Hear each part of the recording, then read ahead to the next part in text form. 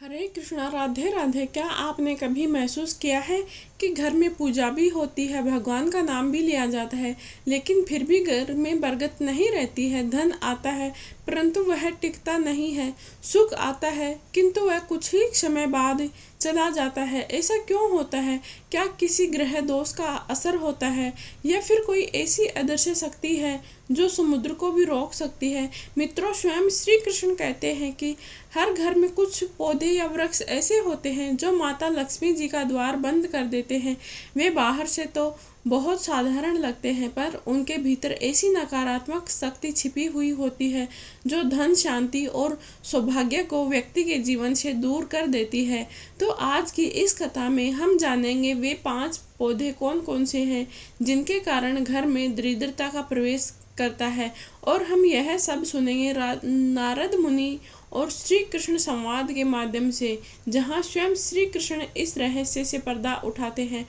तो तैयार हो जाइए इस दिव्य और चमत्कारी वार्ता को सुनने के लिए जो आपके घर की किस्मत को बदल सकती है। द्वारका का राजमहल समुद्र की लहरें किनारों से टकरा रही हैं। सूर्य अस्ताचल की ओर जा रहा है। वातावरण में हल्की सुनहरी आभा फैली हुई है। महल के मध्य में भगवान श्री कृष्ण स्वयं स्वर्ण सिंहासन पर विराजमान है। चारों ओर सुगंधित पुष्प, दीप की लौ और मधुर वीणा की ध्वनि की गूंज रही है। इसी समय आकाश में एक प्रकाश रेखा प्रकट होती है।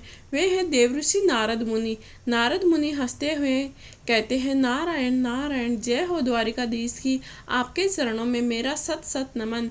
तो भगवान श्री कृष्ण मुस्कुराए और बोले, नारद जी, स्वागत है आपका। कहिए आज किस लोक से पधारे हैं? आपके चेहरे पर तो कोई गंभीर जिज्ञासा छलक रही है। तो नारद जी बोले, हाँ प्रभु, मैं तीनों लोकों में घूमता रहता हूँ। कहीं पर सुख है, कहीं पर दुख है, तो कहीं सुख समृद्धि तो कहीं निर्धनता है। परंतु मैंने देखा कि कुछ लोग बहुत श्रद्धालु हैं। वे पूजा करते हैं, दान करते हैं, भक्ति में लीन रहते हैं, फिर भी उनके घर में धन नहीं टिकता है। आखिर ऐसा क्यों होता है? तो भगवान श्री कृष्ण मुस्कुराते हुए बोले, नारद मुनि, यह प्रश्न बहुत ही गूढ़ है। इसका उत्तर बहुत ही सरल है। मनुष्य पूजा करता है लेकिन अपने आसपास ऐसी वस्तुएं रखता है जो माँ लक्ष्मी जी को अप्रिय होती है। जैसे कि कोई व्यक्ति दीप तो जलाता है पर उसके पास ही कूड़ा रख देता है। सोचो, प्रकाश टिकेगा या दुर्गंध? तो नारद मुनि बोले, प्रभु, क्या आप वास्तव में कुछ पौधे या वृक्ष ऐसे हैं जो दरिद्रता लाते हैं? तो भगवान श्री कृष्ण बोले, हाँ नारद मुनि, ऐसे 5 वृक्ष हैं जिनके घर में रहने से माता लक्ष्मी जी दूर चली जाती है। और जब माता लक्ष्मी जी दूर चली जाती है तो दरिद्रता स्वयं प्रवेश करती है। नारद मुनि आश्चर्य से बोलते हैं, प्रभु, यह तो बहुत ही अद्भुत रहस्य है। कृपा करके उन 5 पौधों के नाम बताइए ताकि मैं तीनों लोकों में जाकर सभी को चेतावनी दे सके। तो श्री कृष्ण बोले, ध्यान से सुनो नारद मुनि, इन पौधों को मैंने स्वयं दरिद्रता का वाहक कहा है। जो इन्हें घर पर रखते हैं वे अनजाने में ही अपने सुख का द्वार स्वयं ही बंद कर लेते हैं। श्री कृष्ण कहते हैं, नारद मुनि, सबसे पहले बात करते हैं कि कांटेदार झाड़ियों की। जिस घर के या आंगन में बबूल, बेर या किसी प्रकार के कांटेदार पौधे उग आते हैं तो वहाँ पर सुख समृद्धि कभी स्थायी नहीं रहती है। तो नारद मुनि बोले, प्रभु, ऐसा क्यों होता है? कांटे तो प्रकृति का ही हिस्सा है, उनमें क्या अशुभता है? तो श्री कृष्ण बोले, नारद मुनि, यह कांटा केवल शरीर को नहीं चुभता है, वह उस घर की सौभाग्य को भी भींध देता है। कांटों में ऐसी ऊर्जा होती है जो मन में चिड़चिड़ापन, झगड़ा और असंतोष बढ़ाती है। ऐसे पौधों के आसपास रहने से व्यक्ति का मन नकारात्मकता से भर जाता है। जरा सोचो, जहाँ पर हर सुबह कोई व्यक्ति कांटों को देखे तो उसके मन में क्या भाव उठेगा? शांति नहीं रहेगी, तनाव ही बढ़ेगा। और जहाँ पर तनाव होता है वहाँ पर माता लक्ष्मी जी कभी नहीं रुकती है। तो नारद मुनि बोले, प्रभु, अगर ऐसे पौधे आप अपने आप उगाएं तो उनका क्या करें? तो भगवान श्री कृष्ण बोले, यदि कांटेदार पौधे अपने आप उगाएं तो समझो यह संकेत है कि घर में नकारात्मक ऊर्जा बढ़ रही है। ऐसे पौधे को तुरंत ही उखाड़ फेंक दो, उसकी जगह गंगा जल छिड़क दो, फिर वहाँ पर तुलसी का पौधा लगाओ, क्योंकि तुलसी देवी माँ लक्ष्मी जी का प्रिय रूप होती है। तो नारद मुनि बोले, तो क्या तुलसी कांटों की नकारात्मकता को दूर कर सकती है? तो भगवान श्री कृष्ण बोले, हाँ बिल्कुल कर सकती है। तुलसी का पौधा घर की ऊर्जा को शुद्ध करता है, जैसे सूर्य अंधकार को मिटा देता है। जो घर में तुलसी रखता है वहाँ पर दरिद्रता क्या स्वयं विष्णु का आशीर्वाद का निवास करता है। श्री कृष्ण आगे कहते हैं कि नारद मुनि ध्यान रखना, जैसे मनुष्य अपने मित्र का चयन सोच समझकर करता है, वैसे ही अपने घर के पौधों का चयन भी बुद्धि से ही करना चाहिए। हर पौधे केवल सजावट के लिए नहीं होते हैं, वे एक ऊर्जा का स्रोत होता है। कांटेदार पौधे अगर आग की तरह होते हैं, जिन्हें थोड़ी गर्मी देंगे, परंतु यदि अधिक पास रहोगे तो जल जाओगे और जलाओगे भी। नारद मुनि प्रभावित होकर बोले, प्रभु आपने कितना सुंदर सत्य बताया। अब मैं समझ गया कि हर घर की दरिद्रता का कारण केवल कर्म नहीं होता है, वहाँ पर उपस्थित वस्तुएं और पौधे भी हो सकते हैं। तो श्री कृष्ण ने कहा, नारद मुनि, जीवन में शांति और समृद्धि चाहने वाला व्यक्ति पहले अपनी धरती, घर की धरती को शुद्ध करे। जहाँ पर कांटेदार पौधे हैं वहाँ पर सौभाग्य कभी नहीं पनपता, और जहाँ पर तुलसी देवी है वहाँ पर सदा के लिए माता लक्ष्मी जी का वास होता है। नारद मुनि ने सिर झुकाया और बोले, प्रभु मैं यह ज्ञान तीनों लोकों में बांट दूंगा, ताकि कोई भी भक्त अनजाने में अपनी दरिद्रता को न पाल ले। भगवान श्री कृष्ण मुस्कुराए और बोले, जाओ नारद, यही ज्ञान तीनों लोकों में देना। कांटे सुंदर दिख सकते हैं परंतु सुख नहीं दे सकते हैं। नारद मुनि भगवान श्री कृष्ण की बातें सुनकर गहराई से सोच में पड़ गए थे। उनके मन में अब भी प्रश्न उठा, यदि केवल कांटेदार पौधे ही अशुभ है तो बाकी वृक्षों का क्या होगा? तो क्या कुछ ऐसे भी पौधे हैं जो धन मार्ग में बाधा डालते हैं? तो उन्होंने धीरे से अपनी वीणा रखी और भगवान श्री कृष्ण से बोले, प्रभु आपने कांटेदार पौधे का रहस्य बताया, पर क्या अन्य पौधे ऐसे हैं जिनसे घर की सुख समृद्धि घटती है? तो भगवान श्री कृष्ण मुस्कुराते हुए बोले, नारद मुनि, इस संसार से अन्न देने वाले वृक्ष हैं, तो ऐसे वृक्ष भी हैं जो ऊर्जा को शोषित करते हैं। वे बाहर से तो हरे भरे दिखते हैं, परंतु भीतर से घर की शुभता की तरंगों को निगल जाते हैं। अब सुनो, वे दूसरे पौधे कौन से हैं जिनका रहस्य बहुत ही गूढ़ है? तो नारद मुनि बोले, हाँ प्रभु बताइए। श्री कृष्ण ने बोला, नारद मुनि, बांस देखने में बहुत सुंदर और उपयोगी लगता है, परंतु इसका घर में होना शुभ नहीं माना जाता है। नारद मुनि बोले, प्रभु बांस तो मंदिरों की जड़ों में बांसुरी और घर की सजावट में भी उपयोग होता है, तो फिर यह अशुभ कैसे हो सकता है? तो भगवान श्री कृष्ण मुस्कुराए, बोले, नारद, यह ठीक कहा तुमने। यदि बांस धार्मिक कार्यों में उपयोग हो, जैसे झंडा बनाना या बांसुरी के रूप में, तो वह अत्यंत ही शुभ माना जाता है, क्योंकि तब उसका उद्देश्य सेवा और भक्ति होता है। परंतु यदि बांस का पौधा पेड़ या घर के आंगन या दरवाजे या खिड़की के पास उगता है, तो वह घर की सकारात्मक ऊर्जा को सोख लेता है। नारद मुनि आश्चर्य से बोले, प्रभु यह कैसे संभव है कि एक ही वस्तु शुभ ही भी होती है और अशुभ भी होती है? तो श्री कृष्ण बोले, नारद मुनि, यही संसार का नियम है। स्थान बदलो तो प्रभाव बदल जाता है। जैसे अग्नि मंदिर में दीपक बने तो पूजनीय है, वही अग्नि अगर घर में फैल जाए तो विनाश करती है। वैसे ही बांस जब भगवान की सेवा में है तो वह शुभ माना जाता है, पर जब वह घर की सीमाओं के भीतर है तो वह दरिद्रता का द्वार खोल देता है। श्री कृष्ण बोले कि बांस के अंदर खोखलापन होता है, और यह खोखलापन उस घर की ऊर्जा को भी खोखला कर देता है। जिस घर में बांस का पौधा होता है वहाँ पर लोग मेहनत तो करते हैं पर परिणाम नहीं मिलता है। धन तो आता है उस घर में, परंतु ठहरता नहीं है। तो नारद मुनि बोले, प्रभु इसका आध्यात्मिक कारण क्या है? तो भगवान श्री कृष्ण बोले, बांस का स्वभाव तेज और अस्थिर होता है। जब वायु तत्व से जुड़ता है, और वायु तत्व का असंतुलन जीवन में बेचैनी, अस्थिरता और आर्थिक असुरक्षा लाता है। इसीलिए जो घर बांस से घिरा हुआ होता है वह अक्सर विवाद, चिंता और व्यर्थ खर्च करता रहता है। तो नारद मुनि बोले, तो क्या प्रभु सभी प्रकार के बांस अशुभ हैं? तो श्री कृष्ण बोले, नहीं नारद मुनि, लकी बम्बू जैसी चीज जो पानी में छोटे गमले में रखी जाती है वह वास्तविक बांस नहीं होता है। वह ड्रासेना सेंड्रेयाना का पौधा होता है, परंतु असली बांस जो लंबा और खोखला होता है वह घर में या आंगन में उगाना अशुभ माना जाता है। तो नारद मुनि बोले, प्रभु क्या इसके पीछे कोई गहरी कथा या संकेत भी है? तो श्री कृष्ण बोले, हाँ नारद मुनि, पुराने समय में जब व्यक्ति कोई मृत्यु को प्राप्त होता था तो उसका शव बांस की खपच्चियों पर रखकर शमशान तक ले जाया जाता था। इसीलिए बांस को संवाहन का प्रतीक माना गया है। तो सोचो नारद, जहाँ बांस हो वहाँ पर मृत्यु का संकेत क्यों जोड़ा गया? क्योंकि बांस की आत्मा स्थिर नहीं, वह जीवन और मरण के बीच का मार्ग बन जाती है। और जो चीज मृत्यु के प्रतीक से जुड़ी हुई हो वह घर में शुभ कैसे रह सकती है? श्री कृष्ण ने बोला कि ध्यान रखना मुनि, बांस कभी भी घर के भीतर नहीं लगाना चाहिए।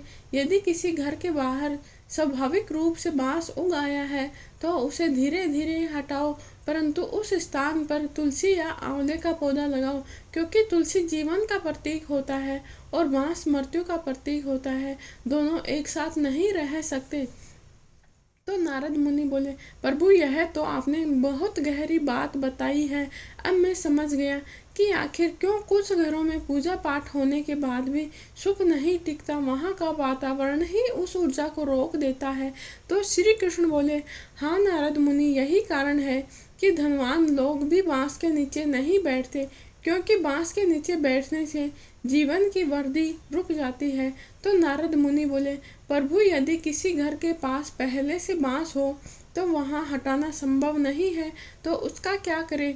श्री कृष्ण बोले, यदि हटाना संभव नहीं है तो बांस के तने के नीचे मिट्टी में गंगाजल और हल्दी मिलाकर डालो, उसके सामने तुलसी या श्वेत अपराजिता लगाओ, जो हर अमावस्या को वहाँ पर दीपक जलाकर भगवान विष्णु का नाम लो। इससे बांस की नकारात्मक शक्ति धीरे धीरे निष्क्रिय हो जाती है। श्री कृष्ण बोले, नारद, बांस ऊंचा है लेकिन खोखला है और मनुष्य को सीखना चाहिए कि ऊंचाई तभी सार्थक होती है जब उसके भीतर विनम्रता और पूर्णता हो। जो भीतर से रिक्त है उसका घर भी रिक्त होगा, धन से, सुख से, प्रेम से। नारद मुनि बोले, प्रभु आपकी हर बात में गूढ़ संदेश छिपा है। अब मैं समझ गया कि वृक्ष केवल पेड़ नहीं है, वह घर की आत्मा होता है। जो व्यक्ति जैसे वृक्ष रखेगा उसका भाग्य वैसा ही पाएगा। तो श्री कृष्ण मुस्कुराए और बोले, सही कहा नारद, चलो अब अगले पौधे के रहस्य की बात जानते हैं। वह पौधा दिखने में तो बहुत ही सुंदर है, परंतु घर की बरकत को चुपचाप खा जाता है। नारद मुनि बोले, प्रभु आपने 2 पौधों का रहस्य बताई, पर मैं जानना चाहता हूँ कि तीसरा पौधा वह कौन सा है जो घर की बरकत को भीतर से भी खा जाता है। तो श्री कृष्ण ने मुस्कुराते हुए समुद्र की ओर देखा। लहरें किनारों से टकरा रही थी, जैसे प्रकृति भी उनके शब्दों को सुनने के लिए उत्सुक हो। तो श्री कृष्ण बोले कि अगला वृक्ष है पीपल का वृक्ष।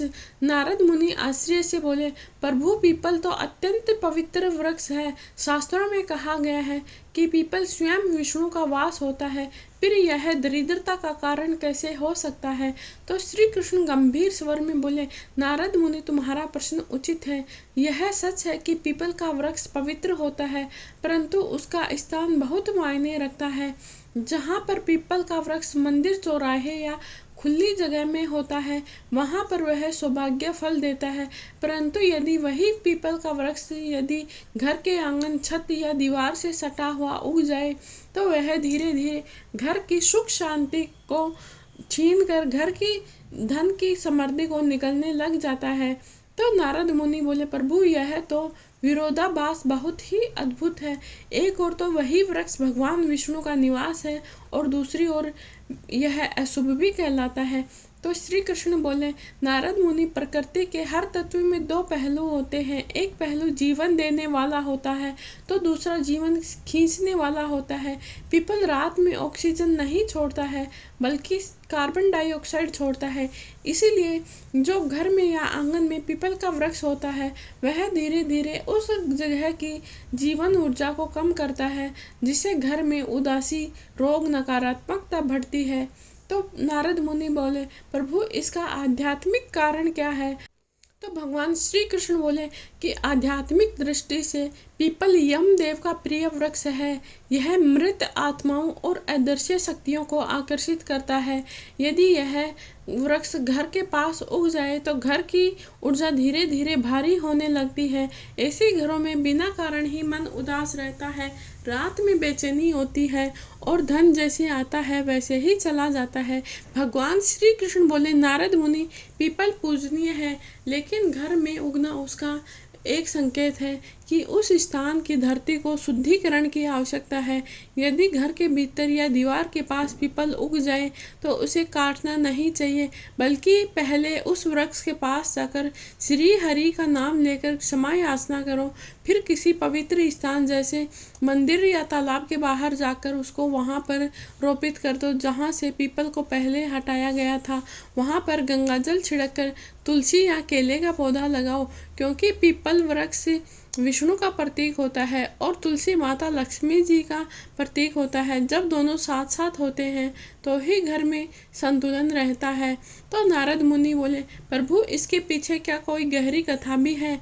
तो श्री कृष्ण बोले, हाँ नारद मुनि, एक समय की बात है।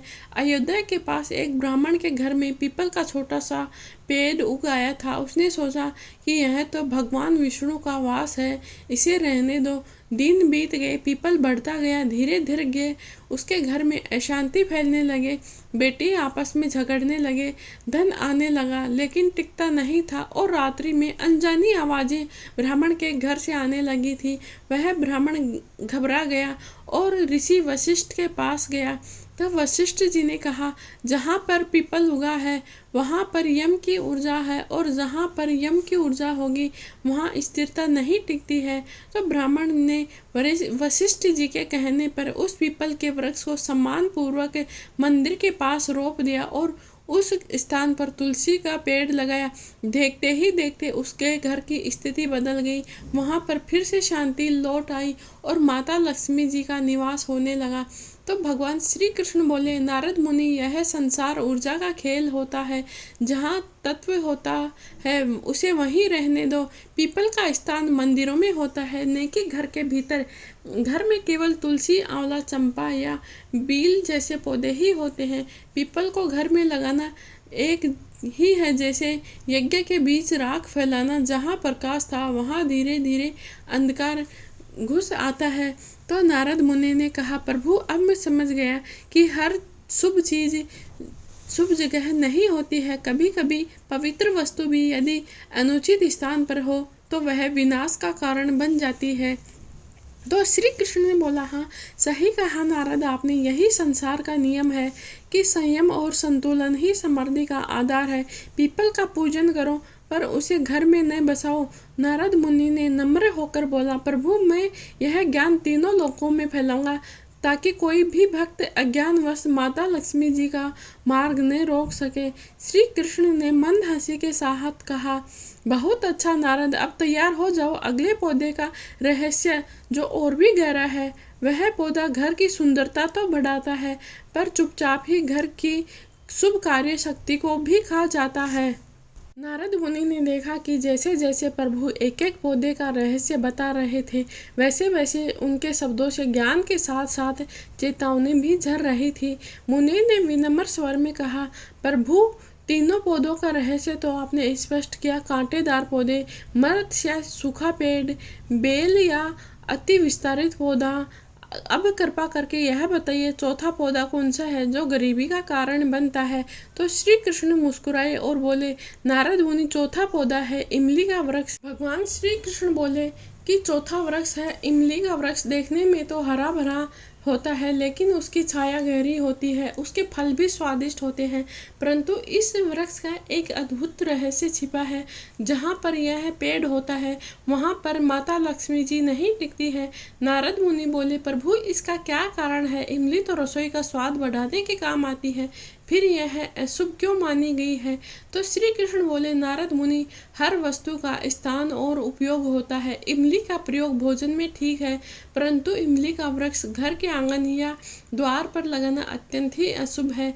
इस वृक्ष की छाया में न तो भगवान की मूर्ति रखनी चाहिए और न ही रात बितानी चाहिए, क्योंकि इमली के वृक्ष में रहस्यमयी ऊर्जा होती है जो नकारात्मक शक्ति को अपनी ओर आकर्षित करती है। तो श्री कृष्ण बोले, नारद मुनि, एक समय की बात है, द्वारका के पास एक गांव में एक धनवान व्यक्ति था। वह बहुत ही दानी था, हर रोज मंदिर में जाता था। लेकिन जैसे ही उसने अपने घर के द्वार पर इमली का पेड़ लगाया, कुछ ही दिनों में उसके घर में विपत्तियां आने लगी। पहले जहाँ पर धन था, धन के स्थान पर क्लेश, अंततः सब कुछ उसका नष्ट हो गया था। जब उसने मुझसे प्रार्थना की, तब मैंने कहा, हे भक्त, तुमने अपने द्वार पर उस वृक्ष को स्थान दिया है जो नकारात्मकता को बुलाता है। जहाँ पर यह वृक्ष होता है वहाँ पर माता लक्ष्मी जी के चरण नहीं पड़ते हैं। तो नारद मुनि बोले, प्रभु क्या यह वृक्ष दिन में शुभ और रात में अशुभ होता है? तो भगवान श्री कृष्ण बोले, नहीं नारद मुनि, यह वृक्ष दिन में भी उतना ही अशुभ होता है जितना रात में। दिन में सूर्य की सकारात्मक ऊर्जा को रोक देता है और रात में चांद की शीतलता को सोख लेता है। इसलिए ऐसा वृक्ष घर या मंदिर के पास कभी नहीं होना चाहिए। तो श्री कृष्ण बोले, इमली की जड़ के आसपास भूमि में भारीपन और नमी रहती है। यह नमी पृथ्वी तत्व को असंतुलित कर देती है, जिससे उस घर की स्थिरता और आर्थिक उन्नति रुक जाती है। घर के लोग आलस्य, विवाद और भ्रम में पड़ने लगते हैं। तो नारद मुनि बोले, प्रभु तो क्या इसका उपाय संभव है? अगर किसी घर के पास इमली का पेड़ पहले से हो तो क्या करे? तो भगवान श्री कृष्ण बोले, यदि इमली का वृक्ष घर के भीतर या आसपास हो तो उस वृक्ष को काट देना चाहिए, यदि संभव हो तो। यदि काटना संभव न हो तो उसके नीचे प्रतिदिन तुलसी की माला से हनुमान चालीसा का पाठ करना चाहिए। वहाँ पर दीपक जलाकर भगवान हनुमान से यह प्रार्थना करनी चाहिए कि हे पवन पुत्र, इस वृक्ष की नकारात्मक ऊर्जा से हमें रक्षा करे, क्योंकि हनुमान जी की शक्ति ही उस ऊर्जा को निष्क्रिय कर सकती है। श्री कृष्ण ने कहा कि नारद मुनि, याद रखना, हर पेड़ पौधा शुभ नहीं होता है। कुछ पौधे घर में सुख समृद्धि लाते हैं, जैसे तुलसी का पौधा, आंवला, केला वृक्ष, शमी, बांस। वैसे ही कुछ पौधे घर की दरिद्रता का कारण बनते हैं। उनमें इमली का वृक्ष भी एक है। जहाँ पर यह वृक्ष होता है वहाँ से धीरे धीरे माता लक्ष्मी जी दूर चली जाती है। उस घर का स्वास्थ्य बिगड़ता चला जाता है। घर में धीरे धीरे आपसी झगड़े बढ़ते हैं और मानसिक शांति समाप्त हो जाती है। तो नारद जी बोले, प्रभु अब मैं समझ गया। आपके वचन सुनकर मेरे हृदय में एक बात स्पष्ट होगी कि मनुष्य कई बार अपने हाथों से ही अपनी दरिद्रता के बीज बो देता है और सोचता है कि भाग्य का दोष है, परंतु असल में वह घर के वातावरण को असंतुलित कर देता है। तो भगवान श्री कृष्ण ने बोला कि हाँ नारद मुनि, आपने सही कहा। जब मनुष्य घर को स्वस्थ रखता है तो प्रकृति के नियमों के अनुसार पौधों का चयन करता है, तभी वहाँ पर माता लक्ष्मी जी का निवास होता है। तो श्री कृष्ण ने कहा, हे नारद मुनि, इमली का वृक्ष तो सदा दूरी रखनी चाहिए। इसकी छाया में नहीं सोना चाहिए, ना ही मंदिर बनाना चाहिए और ना ही पूजा करनी चाहिए, क्योंकि यह वृक्ष धन, शांति, सौभाग्य तीनों को धीरे धीरे नष्ट कर देता है। तो नारद मुनि बोले, प्रभु मेरे लिए आपके वचन ही नहीं बल्कि समस्त मानव जाति के लिए यह चेतावनी है। अब मैं यह संदेश लोक में जाकर सबको सुनाऊंगा कि कोई भी भक्त अपने घर के पास ऐसे पौधे नहीं लगाए जो घर में दरिद्रता को आमंत्रित करे। नारद मुनि ने आगे कहा कि प्रभु आपने 4 पौधों का रहस्य समझाया, कांटेदार झाड़ियाँ, बेल का फैलाव, सूखे पेड़ और इमली का वृक्ष। प्रभु, अब कृपा करके आप अंतिम व 5वां पौधा भी बताइए ताकि मैं लोकों में जाकर लोगों को समझा सकूं। श्री कृष्ण मुस्कुराते हुए बोले, नारद मुनि, 5वां पौधा सबसे सूक्ष्म है, परंतु इसका प्रभाव सबसे गहरा है और वह है मरे हुए, सूखे हुए, सड़े हुए पौधे। भगवान श्री कृष्ण कहते हैं, नारद मुनि, हर जीवित वस्तु में प्राण ऊर्जा होती है, परंतु जब कोई पौधा सूख जाता है या मर जाता है तो उसमें नकारात्मक तरंगे उत्पन्न होने लगती है। यदि कोई व्यक्ति ऐसे पौधों को घर में या आंगन में रखता है तो वह दरिद्रता, रोग और विवाद को अपने घर में आमंत्रित करता है। तो नारद मुनि बोले, प्रभु, पर आप तो कहते हैं कि पेड़ पौधों से प्रेम करना चाहिए, तो क्या सूखे पौधे हटाना भी आवश्यक है? तो श्री कृष्ण बोले, हाँ नारद मुनि, जिस प्रकार से मनुष्य अपने पूर्व कर्मों से चिपका रहता है, आगे नहीं बढ़ता है, वैसे ही सूखे पौधे उस घर की ऊर्जा को भी रोक देते हैं। इसीलिए मरे हुए पौधों को घर से हटाना चाहिए। जहाँ पर मृत पौधे रहते हैं वहाँ पर माता लक्ष्मी जी के पैग नहीं ठहरते हैं और वहाँ पर कुबेर देव भी मुख मोड़ लेते हैं। भगवान श्री कृष्ण बोले कि एक बार एक भक्त था जिसका नाम था सुधाकर। वह बहुत ही धर्मपरायण था, रोज पूजा पाठ करता था, दान देता था, परंतु उसके घर पर सालों पुराना तुलसी का सूखा हुआ पौधा रखा था। वह सोचता था कि ये तो तुलसी माता है, इन्हें कैसे फेंकूं। धीरे धीरे उसके घर की दशा बिगड़ने लगी, धन घटने लगा, बच्चों में बीमारियां बढ़ी और उसके घर में मानसिक तनाव छा गया। एक दिन वह मेरे पास आया और बोला, प्रभु, मैं आज भी पूजा करता हूँ, भक्ति करता हूँ, फिर भी शांति नहीं रहती है। तो मैंने कहा, हे भक्त, जिस किसी वस्तु के प्राण समाप्त हो जाएं, उसे उसी तत्व में लौटा देना ही धर्म है। मैंने कहा, तुलसी को सूखी हुई तुलसी है, उसको गंगा जल से शुद्ध करके किसी नदी या पवित्र स्थल पर विसर्जित कर दो। उसने वैसा ही किया। कुछ ही दिनों में उसके घर की दशा सुधर गई।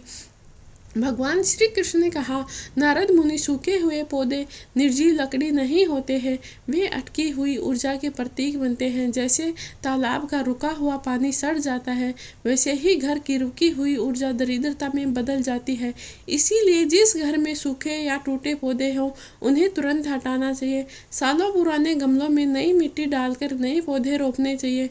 हर शुक्रवार या सोमवार को घर के पौधों में जल अवश्य चढ़ाना चाहिए। भगवान श्री कृष्ण ने कहा, नारद मुनि, पौधे केवल सौंदर्य के लिए नहीं होते हैं, वे ऊर्जा के द्वार होते हैं। हरे पौधे सूर्य और चंद्र की ऊर्जा को खींचकर घर में सकारात्मकता का कंपन भरते हैं, परंतु सूखे हुए पौधे उस प्रवाह को रोक देते हैं जिनसे जीवन में ठहराव, खिंचाव और तनाव बढ़ता जाता है। इसीलिए कहा गया है कि जहाँ पर सूखे वृक्ष रह जाते हैं वहाँ पर देवता नहीं टिकते हैं। तो नारद मुनि बोले, प्रभु, अब मैं समझ गया, कृपा करके आप सभी पौधों का सार एक बार फिर से बताइए ताकि मैं सभी लोगों में प्रचार कर सकूं। तो श्री कृष्ण बोले, सुनो नारद मुनि, कांटेदार झाड़ियाँ, बबूल, कीर, बेर, ये मन और भाग्य को चुभती हैं। सूखे या मृत पौधे ये नकारात्मक ऊर्जा और ठहराव को लाते हैं। बेल या अत्यधिक फैलाव वाले पौधे घर की ऊर्जा को बांध देते हैं। इमली का वृक्ष यह है, माता लक्ष्मी जी के मार्ग को रोक देता है। घर के भीतर लगी विषैली बेलें या पौधे ये भी घर के धन या शांति का क्षय करते हैं। जहाँ पर यह 500 में से कोई भी पौधा उगा आता है वहाँ पर दरिद्रता, क्लेश स्थायी हो जाते हैं। भगवान श्री कृष्ण ने कहा, पर नारद मुनि, केवल वर्जन से ही नहीं, सर्जन से भी सौभाग्य आता है। इसीलिए यदि कोई व्यक्ति अपने घर को समृद्ध बनाना चाहता है तो शुभ पौधों को जरूर लगाना चाहिए। तुलसी का पौधा अपने घर में लगाना चाहिए क्योंकि यह पवित्रता और धन का अधिष्ठात्री माना जाता है। आंवले के पौधे भी घर में लगाना चाहिए क्योंकि जिस घर में आंवला होता है वहाँ पर दीर्घायु होती है और आंवले को दीर्घायु और पुण्य का प्रतीक माना गया है। घर में केले का वृक्ष लगाना भी बहुत ही शुभ है क्योंकि यह विष्णु और माता लक्ष्मी जी दोनों का आशीर्वाद साथ प्रदान करता है। समी का पौधा भी घरों में लगाना बहुत ही शुभ माना जाता है। पापों को नाश करने वाला और शनि दोष को शांत करने वाला पौधा है तो वह है समी का पौधा। बांस यह वर्दी और स्थिरता का प्रतीक होता है। जहाँ पर ये पौधे होते हैं वहाँ पर घर में लक्ष्मी जी के चरण स्थायी रूप से बढ़ते हैं। तो नारद मुनि ने बोला, प्रभु, आपके वचनों ने मेरा हृदय खोल दिया। अब मैं यह संदेश तीनों लोकों में फैलाऊंगा। धन और शांति पाने के लिए केवल पूजा ही नहीं बल्कि अपने घर की प्रकृति को भी शुद्ध रखना जरूरी है।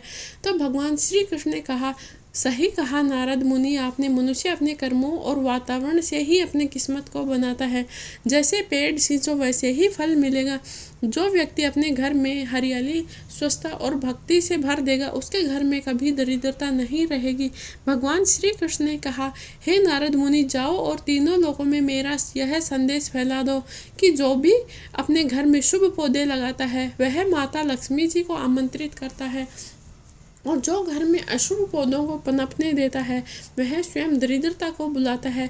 नारद मुनि जी झुककर बोले, जय श्री कृष्णा, मैं यह दिव्य संदेश लेकर समस्त लोकों में जाऊंगा ताकि हर घर की हरियाली और खुशहाली बरकरार रहे।